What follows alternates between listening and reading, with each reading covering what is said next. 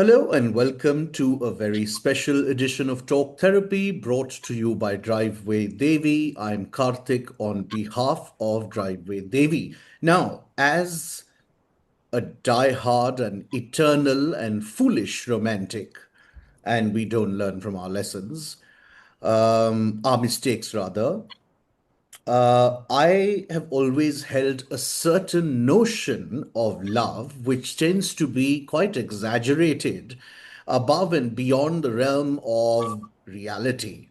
Uh, I'm one of those individuals who feels that there ought to be a certain amount of pain associated with and involved with that entire dynamic.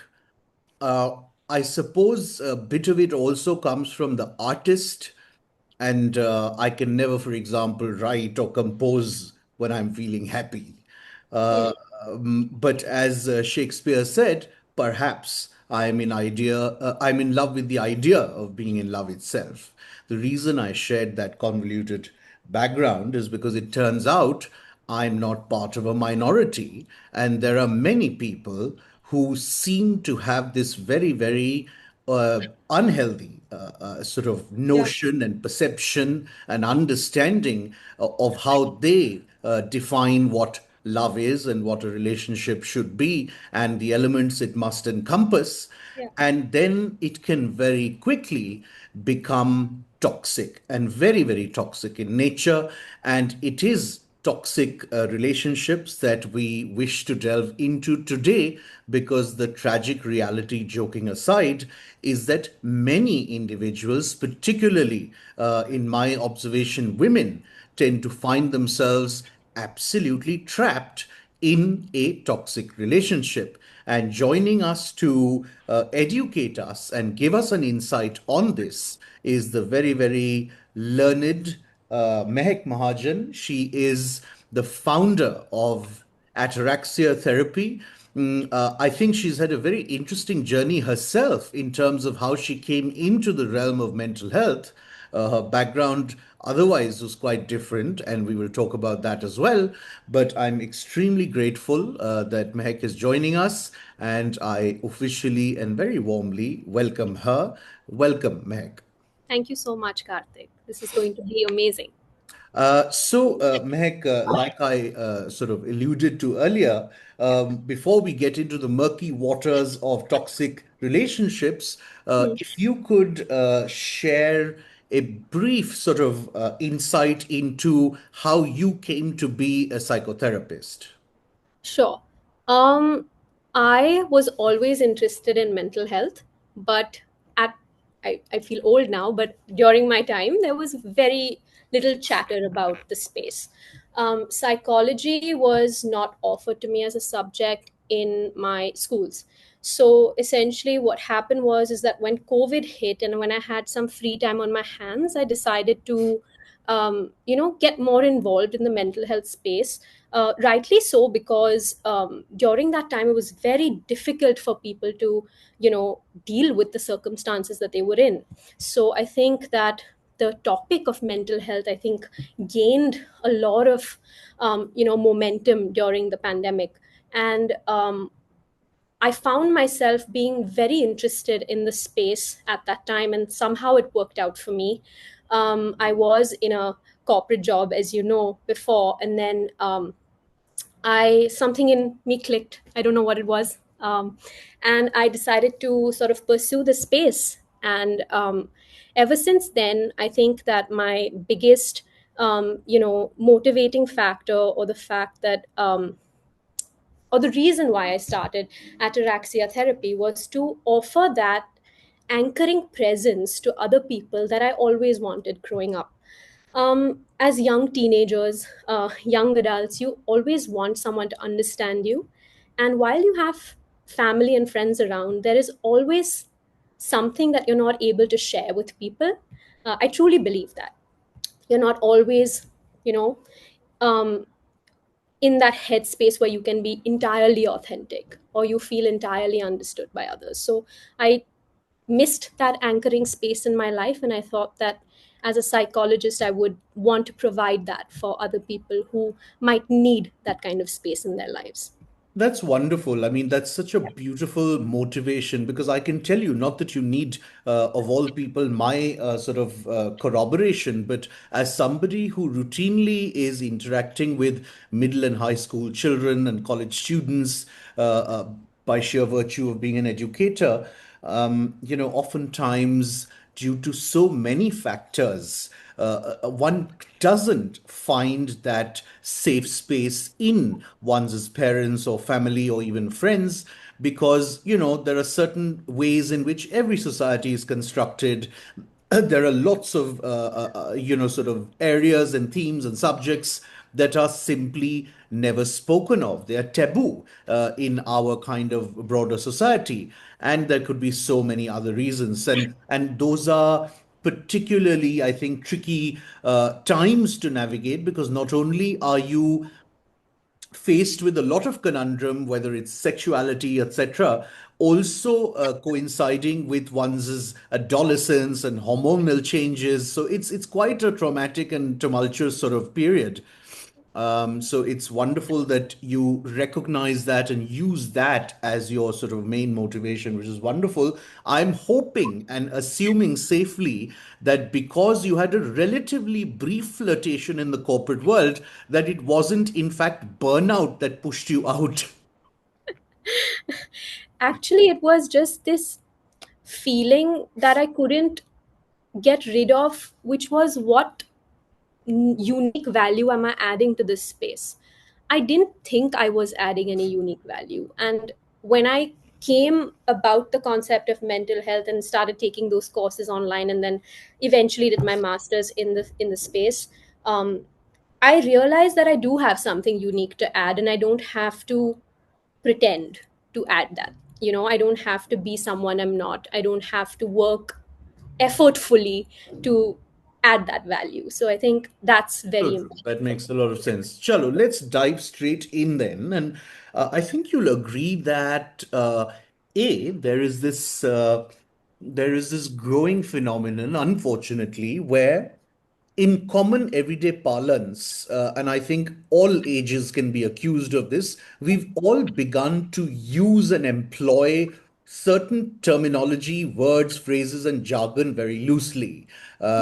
Particularly when it comes to mental health terms, have really been sort of diminished and diluted. It comes so easy to say, "Arey usko depression ho gaya," the sale got over, so mere ko to anxiety ho gaya. Mhm. And not entirely realizing that these are serious conditions and ought not to be sort of so casually thrown around. Now, I think a similar even if it's not in terms of usage, but certainly in terms of understanding, I think there's a lot of unclarity when it comes to a toxic relationship. So I would request you to begin by telling everybody what is a toxic relationship.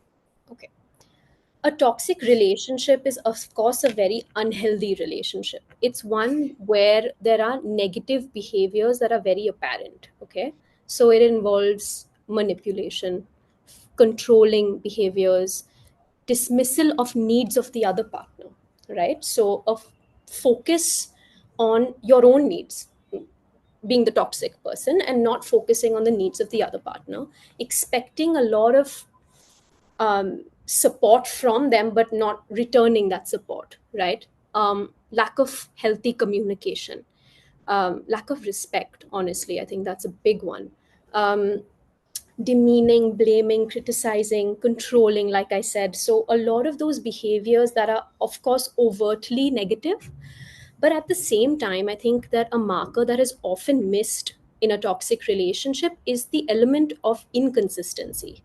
So this person is not always going to be horrible to you. This person is also going to be nice to you at times.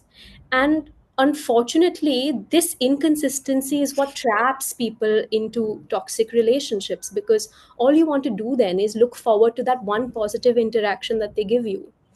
And at the end of the day, that's what deepens the attachment with that person. They're not always going to be horrible to you. Like I said, they're going to be inconsistent. And we need to be aware that that inconsistency is a part of the toxicity. It's not something that is besides Sure. toxicity. Yeah. Right. Okay. Yeah. That's very clearly articulated. I want to examine three, four facets of this. Sure. And I request briefly only for in service of lay people like us understanding the amount we can understand and digest. One is some possible root causes. One is some specific behaviors that therefore take place, or the ways in which toxicity manifests, Hmm. how to navigate. Yeah, essentially these three things, because again, and I know I requested to use layman's terms, and I'm myself going to use a psychological term, but would it not be that, perhaps due to an individual's own attachment style in their formative sort of years, that they are then therefore they've fallen into a pattern and that's what they're seeking? Absolutely. So I'm going to start with the first, and then you may have to remind me of the Sure, sure, various sure. facets that you want me to get into. The first is the root cause, right? Very briefly put, when someone can't handle their own emotions, is when they sort of project them onto you.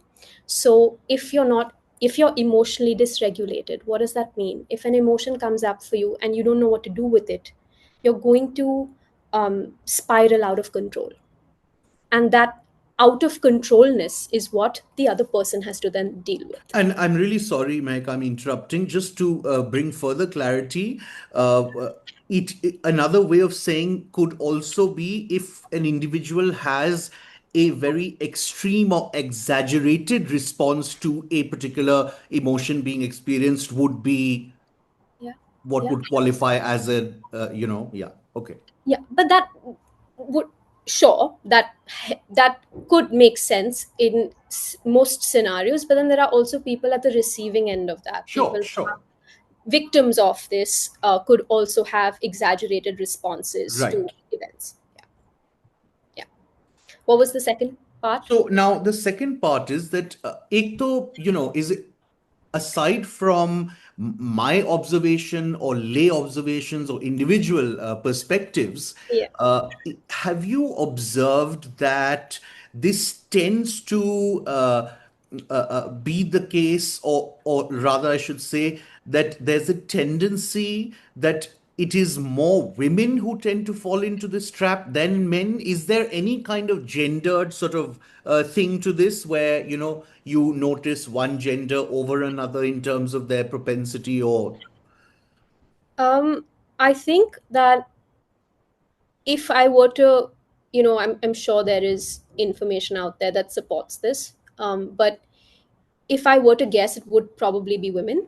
And I also want to add, I might be digressing from the topic, but I also want to add that not only romantic relationships are toxic. of You course. can have various relationships in your life that do have the potential to be toxic. So, because we're talking about love and toxic relationships, I do want to add here as a disclaimer that you can also very well have a toxic relationship with a friend, with an in-law, with a relative, anybody in your Most life. definitely. I mean, I couldn't agree more, and I'm so happy you've underscored that, because it's a critical thing to flag. I'm living proof of what toxic relationship with my own father did to me. So you're preaching to the choir. Now, what I was asking earlier was, Right. perhaps you could share Hmm. some fairly commonly observed manifestations of this toxicity. Now, I know that you mentioned earlier that dismissal of the partner's needs or the other person's needs, etc., etc. But it always helps us to understand if something is contextualized, maybe with an example. Sure. So manipulation could look something like actually pushing you to a space to react and then jumping on that reaction and name calling you.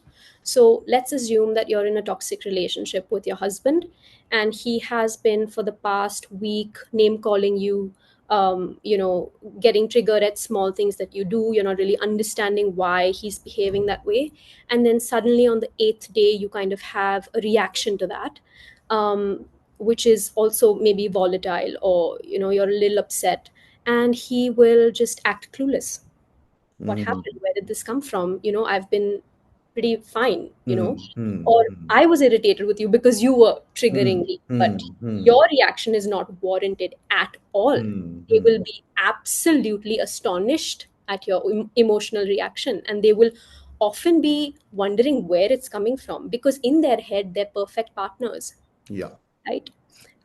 That's one example. So that's usually something that we call gaslighting, where they Sure.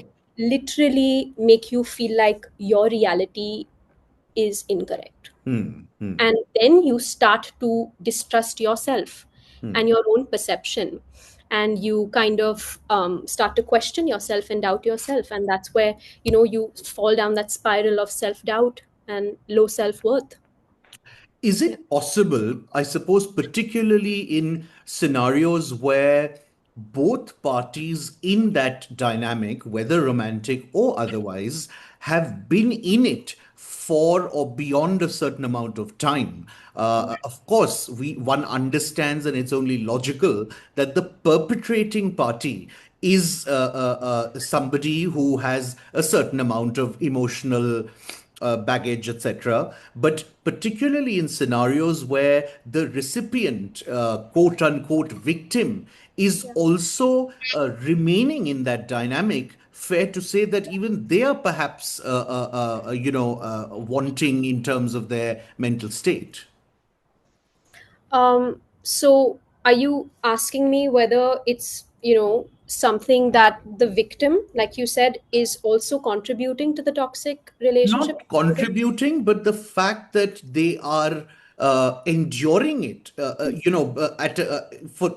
since a long time and are continuing to do Yeah. so. Yeah. One understands that there are several other factors, particularly if we are talking, let's say, about marriage. It could be kids, it could be financial dependence, etc. But I suppose, particularly in younger couples, romantic or not in romantic relationships, if the aggrieved party is continuing to stay in that dynamic above and beyond a certain reasonable amount of time, that perhaps they are also, in some form or fashion, they also sort of need to do some work in terms of their emotions. 100%. Yeah. um, like you rightly said, I think at the beginning of our talk, that I would really want to investigate their attachment style, right? How do they want to connect, or how do they tend to connect to other people? What do they think about intimacy? How do they handle that? How do they handle conflict with people they're close to, right? Just getting into understanding their attachment style. Because at the risk of being a little, you know, getting into psychological jargon, if you are somebody who attaches to someone anxiously, you're Yeah. going to manifest clingy behavior, going to want to encroach and sort of understand why they're behaving the way they do. So that Right. also translates into staying in the relationship for longer. That being said, also childhood experiences, other traumatic events, right, have they experienced situations in the past that have normalized this kind of dysfunction for them. Because, for example, if their parents' marriage was unhappy and if they saw abuse, right, whether it's verbal, emotional, or physical, they're going to feel like that's normal. They're going to feel like that's familiar. So they would probably stay in that kind of relationship for longer. And then, of course, I mean, I think you might agree that one comes across and observes scenarios where, uh, your sort of your perpetrator also becomes your savior, and it brings into play Stockholm syndrome and all of those things where, even if you have that out, you don't necessarily take it, and Absolutely. yeah. Absolutely. Um, uh, uh, is is it possible, Meg, that somebody who is the person who's behaving poorly in a given relationship is doing so completely unaware of their behavior?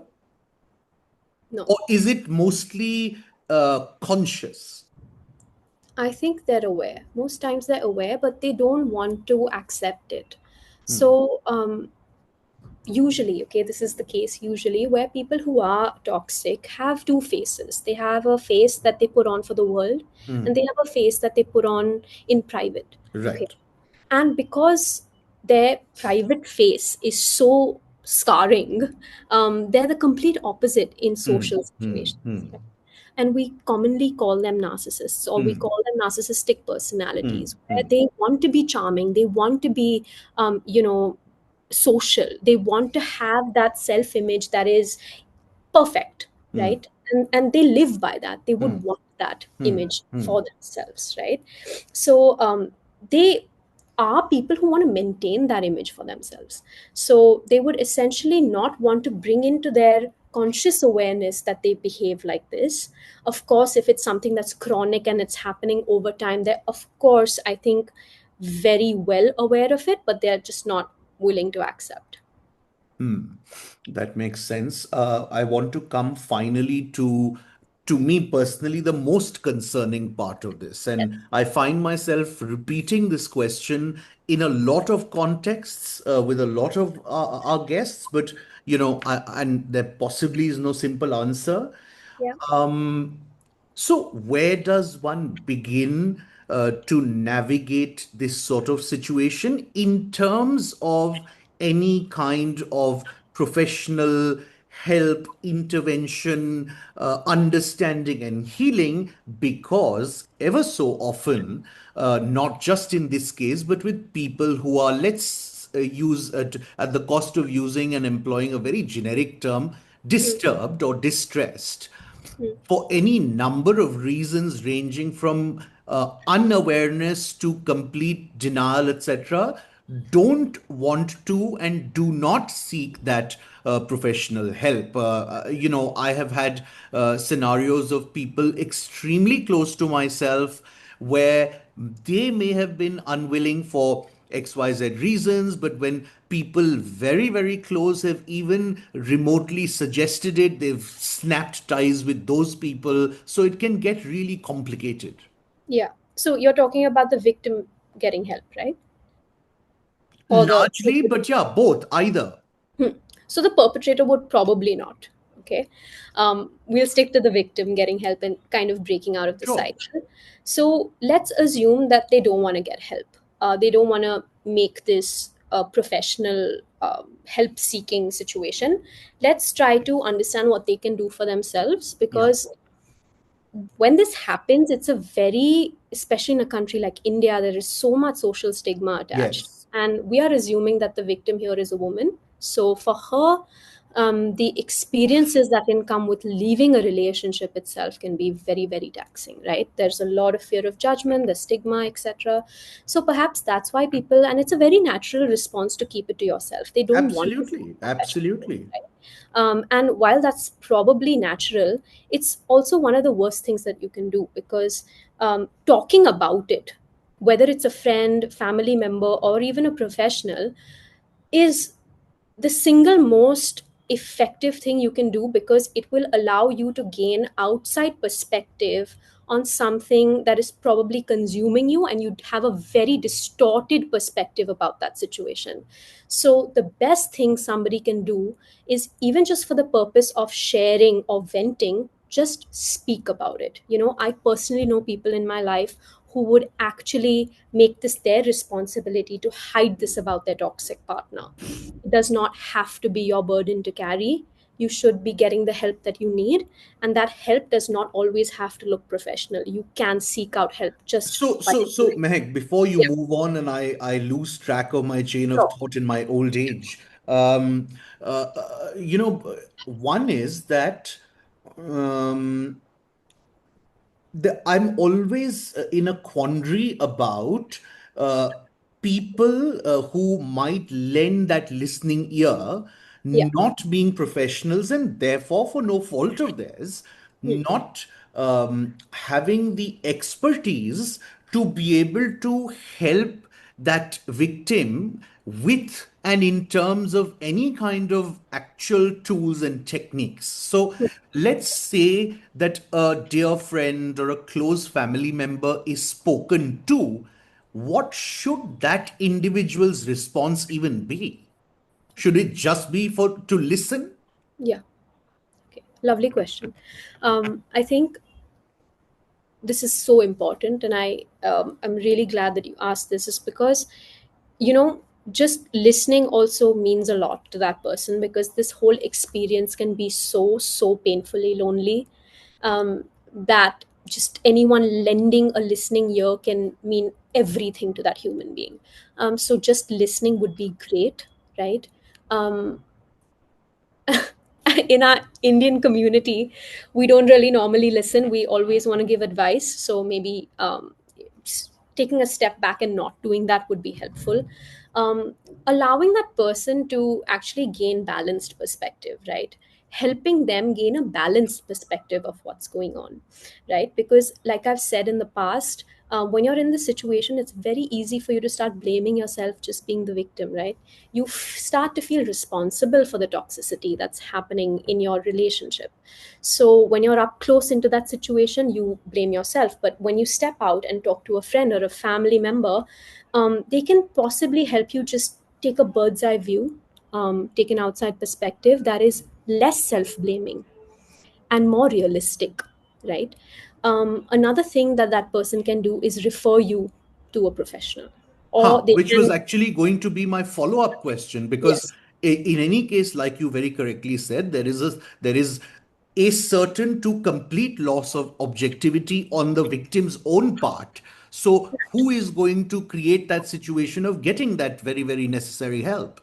Absolutely. And if they are blessed enough to have someone to talk to in their lives, then that person could probably suggest a professional, or just, inform them, right? We're all so aware today, with social media, with AI, with everything going on in our lives, the internet just being everywhere with us. We are so aware, right? And if we can help someone by just guiding them a little bit, take professional help.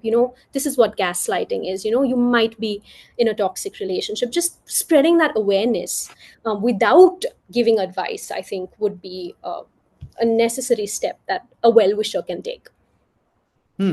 That's very, very helpful because, really, like I said, that was the chief concern I personally had.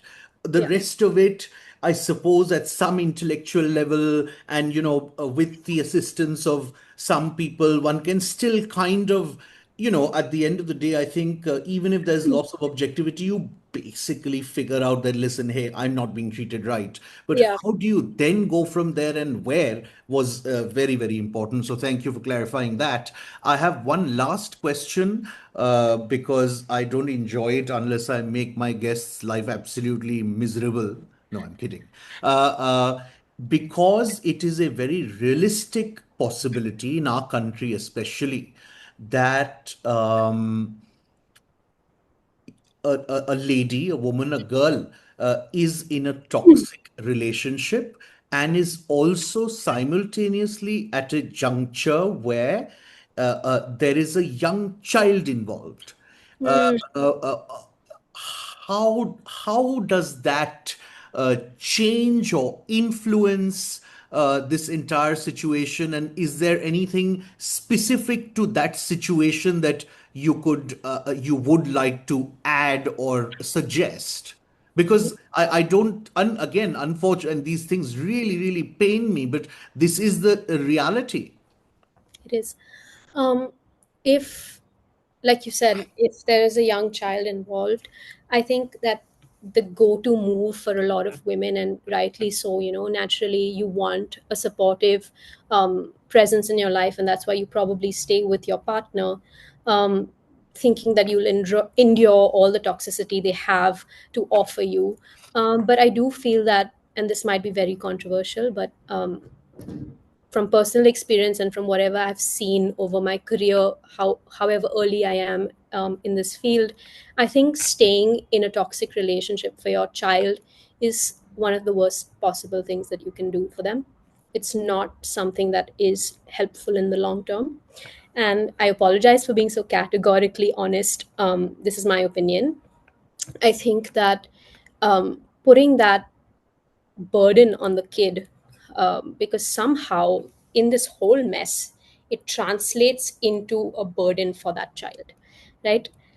Somehow in next few years when they grow up, the mom will start blaming the child for having stayed in this relationship, or the child will start blaming their parents for bringing them into this world, into such a family where there's constant conflict and for whatever they're seeing or having to see.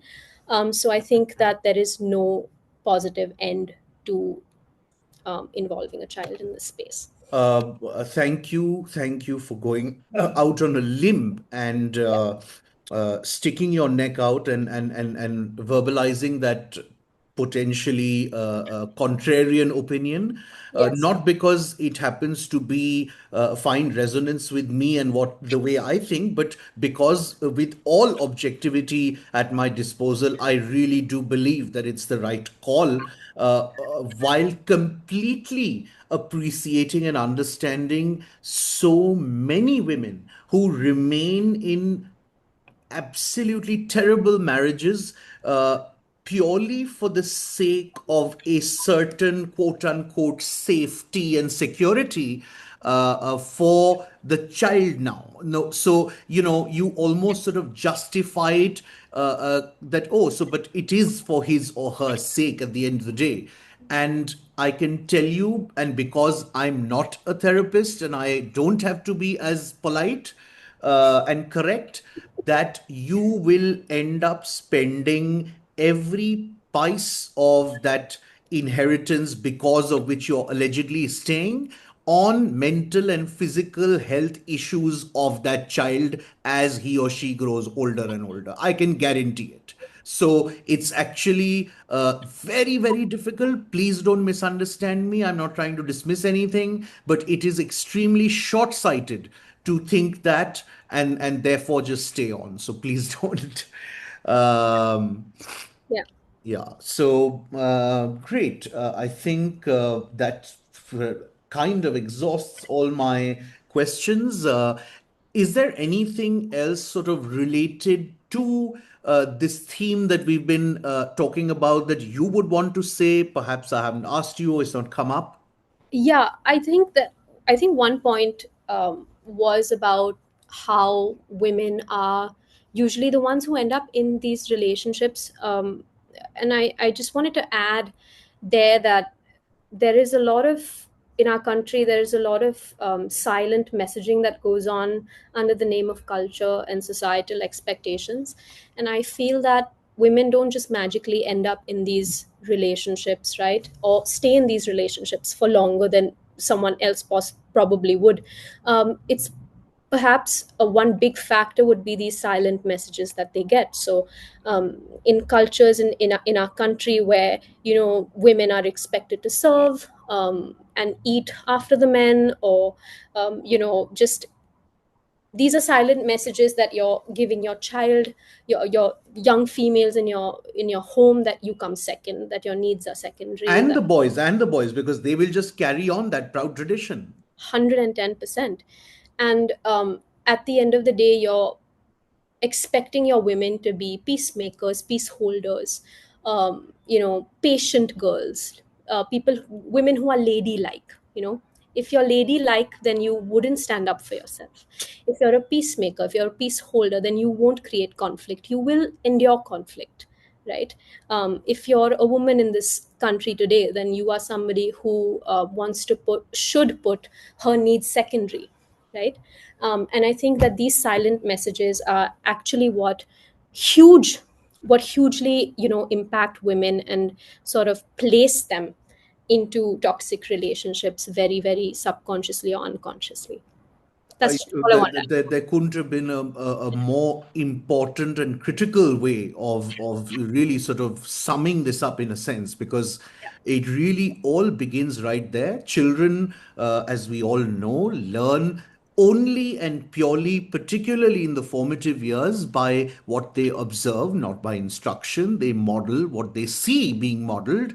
And that will get so deeply ingrained that then later in life you can lecture them all you want, but it's not going to change what's been ingrained at that stage. So please, please, please let us take it. We should always view it as an opportunity to right certain wrongs rather than, oh my God, what a pain in the whatever. So we have, as new parents, young parents, opportunities in our children to sort of right many, many wrongs that have been become euphemistically part of culture, heritage, tradition, and all these rubbish terms that are used to glorify these injustices. Uh, Mhm. and we must do our bit and arrest this situation right there and stop the ripple effect. Thank you so very much. We wish you the very best. I'm very happy because the corporate world's loss is psychology's gain. So, all the very best, and thank you for having joined us. Thank you so much, Karthik.